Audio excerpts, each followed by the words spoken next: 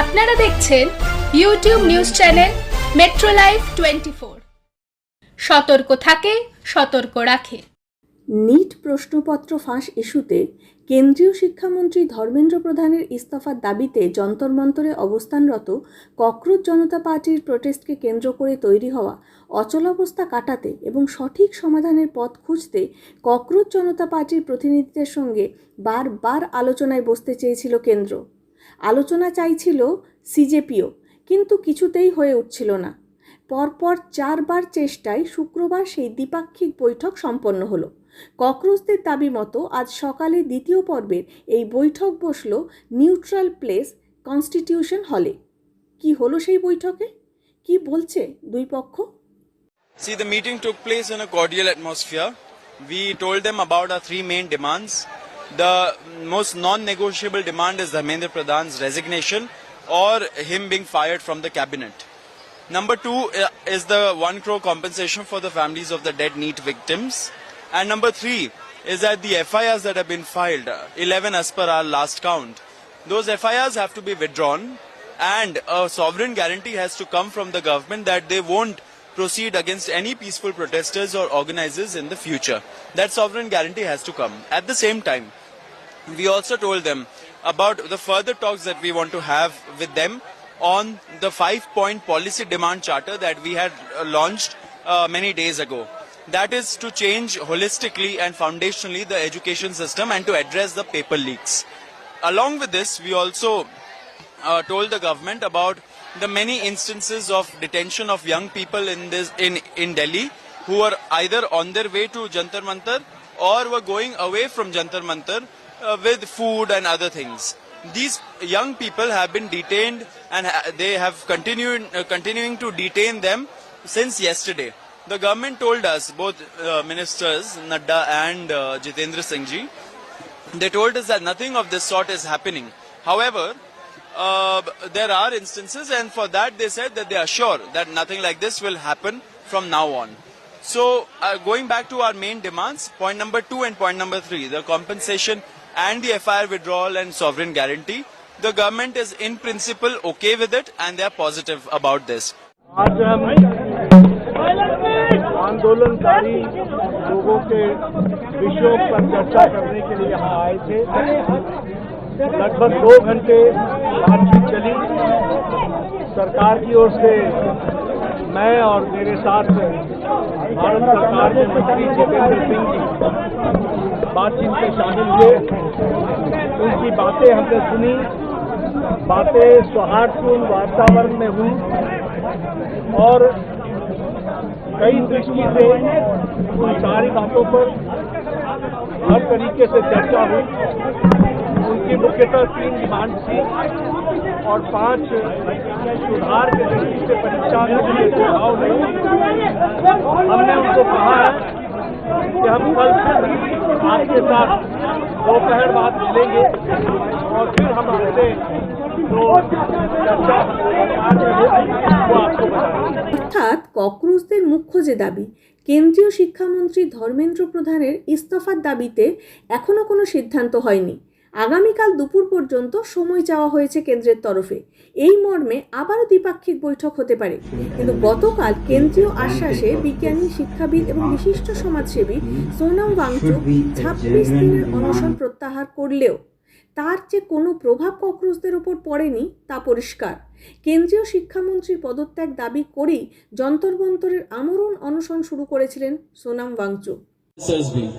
हम लोगों ने बहुत साफ शब्दों में और राइटिंग में उनको बताया हमारे 3 मेन डिमांड्स। नंबर 1 क्या है? सुनाई नहीं दे रहा है? धर्मेंद्र प्रधान इस्तीफा दो। तो नंबर 1 डिमांड जो नॉन नेगोशिएबल है कि या तो धर्मेंद्र प्रधान इस्तीफा दे या तो उनको मंत्रिमंडल से बर्खास्त करे सरकार।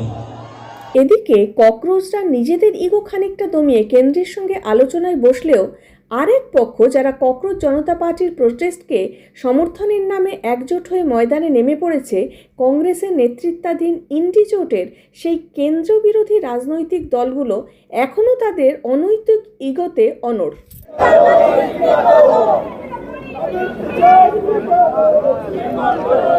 मगर मैं क्लियरली कहना चाहता हूं जो ऑपोजिशन का स्टांस है, 3 मांगे हैं स्टूडेंट्स की।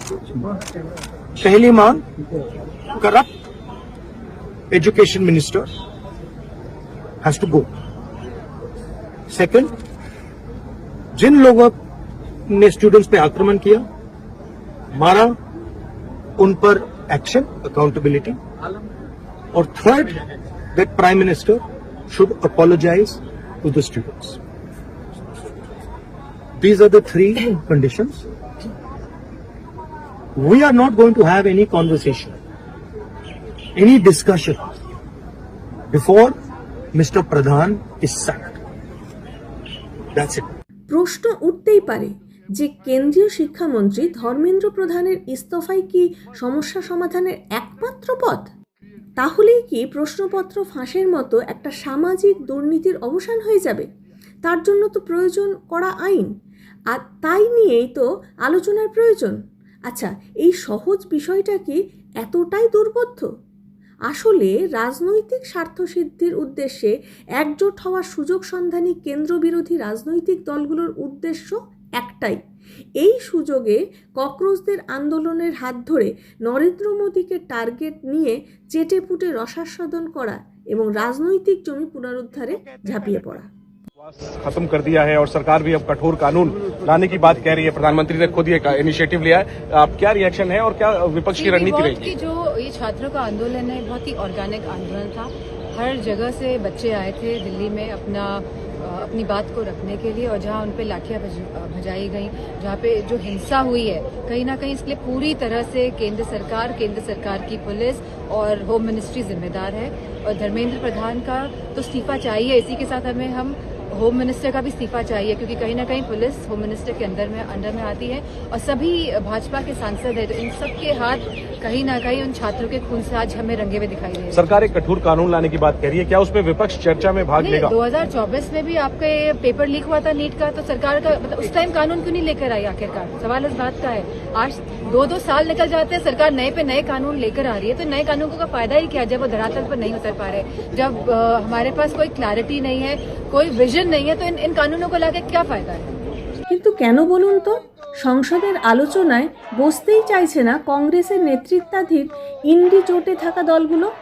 বিজেপির সাংসদ তথা সংসদ বিষয়ক মন্ত্রী কিরেন রিজিজু যে ইঙ্গিত করছেন, আসল কারণ কি সেটাই? রাজনৈতিক মহলের একাংশ অন্তত তাতেই সায় দিচ্ছেন। ये कोई सरकार कोई पार्टी का विषय नहीं है। आज तक जितने राज्यों में पेपर लीक हुए हैं, किसी भी एग्जाम का पेपर लीक हुए हैं, सबके लिए चर्चा होना अत्यंत आवश्यक है। हम इसमें राजनीति ना करें, एकजुट में युवाओं के लिए, छात्रों के लिए हम एकजुट हो जाए और लोकसभा में जितना जल्दी चर्चा हो देश के लिए अच्छा है। मैं फिर से अनुरोध करना चाहता हूँ कि बिना विलंब के हम नीट पेपर लीक पे चर्चा शुरू करें। जब वो अपना बात रखेंगे चर्चा के दौरान, तो अपने मांगे भी वही रख सकते हैं। वो मांगे पहले रखेंगे और चर्चा नहीं होने देंगे, कोई तो बात नहीं हुआ ना। मल्लिकार्जुन खड़गे उन्होंने कहा कि पीएम को मिडनाइट पे इस तरीके से वीडियो पोस्ट करने की क्या जरूरत है? अगर उनको कुछ कहना है तो पार्लियामेंट में भी तो पार्लियामेंट तो फंक्शन करने नहीं दे रहे, तो कहाँ के हैं? पार्लियामेंट चलती तो पार्लियामेंट में बहुत चीज बताया जा सकता है। और प्रधानमंत्री जी ने वीडियो डाला, बच्चों से संवाद किया और सरकार का मंशा को बताया, इसमें भी कांग्रेस पार्टी को आपत्ति है। ये तो ठीक बात नहीं है। जब प्रधानमंत्री जी नहीं बोलेंगे तो फिर कहते हैं कि प्रधानमंत्री जी बोलो, जब प्रधानमंत्री जी बोलते हैं तो फिर कहते हैं कि प्रधानमंत्री जी रात को क्यों बोले। ये कोई बात नहीं हुआ। इस तरह का नेता प्रतिपक्ष को बहाना ढूंढ करके कटाक्ष करने का कोई जरूरत नहीं है। समाधान ढूंढने चाहिए बच्चों का भविष्य के लिए, छात्रों का भविष्य को हम सब मिलकर के अच्छा कैसे कराए, इस पे ध्यान देना लेकिन चाहिए। कांग्रेस की सर 3 डिमांड है कंटिन्यू, राहुल गांधी लगातार डिमांड कर रहे हैं for the resignation for the student protest. मैंने इसलिए कहा राहुल जी या कोई भी हो कि आपके जो भी बात कहना है वो जब डिबेट होगा पार्लियामेंट में आप पूरा बात कह सकते हैं ना। आप पहले ही डिबेट को रोक के रखेंगे तो कहेंगे कहाँ। हमारे जो चर्चा करने का प्लेटफॉर्म तो पार्लियामेंट है कि नहीं है। রাজনৈতিক জমি পুনরুদ্ধার করতে শুধু বিরোধিতার নামে বিরোধিতা করাই যে এদের প্রধান উদ্দেশ্য তা আরও স্পষ্ট হয় যখন জানা যায় যে সোমবার ককরোচদের পাশে দাঁড়াতে দিল্লি যাচ্ছেন মমতা বন্দ্যোপাধ্যায়। সবাই যখন ককরোচদের আঁচে নিজেদের হাত সেঁকে নিচ্ছেন তখন এই পরিস্থিতিতে তিনিই বা কেন পিছিয়ে থাকেন। কদিন আগে 21শে জুলাইয়ের মঞ্চ থেকেই তার পরিষ্কার করে দিচ্ছিলেন তিনি। দরকার হলে ককরোচের প্রোগ্রামে আমি নিজেও যাব, কারণ আমাদের সমর্থন প্রথম থেকেই ছিল, আছে এবং থাকবে। আর সবাই মিলে আমরা যদি রাস্তায় নামি, আপনারা জেনে রাখুন যেমন কালকে বিজেপি নেতা পালিয়েছে এখান থেকেও সব কটাকে পালাতে হবে। মমতা বন্দ্যোপাধ্যায় কি আদৌ কোনো সুবিধা করতে পারবেন দিল্লির মাটিতে? সে তো সময় বলবে। তবে সব রাগ অভিমান ভুলে দিদির কল্যাণ করতে বিজেপি বিরোধিতায় সর্বশক্তি দিয়ে ঝাঁপিয়ে পড়েছেন সাংসদ কল্যাণ বন্দ্যোপাধ্যায়। অবশিষ্ট বাদল অধিবেশন শেষ পর্যন্ত সাসপেন্ড হয়েও নিজেকে এবং তার দিদিকে ইন্ডি জোটে আবার প্রাসঙ্গিক করে তুলতে নিজের মতো করে বিজেপি বিরোধিতায় আপ্রাণ চেষ্টা চালিয়ে যাচ্ছেন তিনি। সর্বত্র রাহুল গান্ধীর পিছু নিচ্ছেন মহুয়া মৈত্র। এসব দেখে শুনে রাজনৈতিক মহলে অনেকেই বলছেন এই দুটি সলতেই তো দিদির একমাত্র ভরসা এখন দিল্লির ময়দানে। তবে গোটা প্রচেষ্টা হাস্যাস্পদ না হয়ে যায় শেষ পর্যন্ত। विपद किंतु अनेक। मोदी का शादी नहीं हुआ, लड़का नहीं हुआ, वो लड़का का दुख कैसे समझेंगे? जब हमारा बच्चा लोग, स्टूडेंट लोग लड़ाई करते हैं रास्ते पे, उनका लोग तो हम लोग रिप्रेजेंटेटिव है, उनके लिए हम लोग नहीं लड़ेंगे तो कौन लड़ेंगे? हम लोग लड़ेंगे, पूरा लड़ेंगे, बाहर अंदर सब जगह में लड़ेंगे। ये धर्मेंद्र प्रधान को रिजाइन करना ही होगा, करना ही होगा। ऐसा चोर का सरकार है, चोरी करते हैं, मंदिर का रुपया भी चोरी कर लेता है, देश तो बेच ही दिया, मंदिर का रुपया भी चोरी करता है, क्वेश्चन डिस्कस करके भी पैसा खाता है। ये चोर का बहुत सरकार है, डाकत का है, एक पूरा चोर। आम आदमी पार्टी क्या किया? हमारा कुछ नहीं है, हमारा जो वक्तव्य है हम एक देश का लड़का का साथ, युवक का साथ, ये छोटा छोटा लड़का है, ये हमारा लड़का है, ये हमारा नाती पोता है, उनका साथ नहीं रहेंगे तो किसका साथ रहेंगे?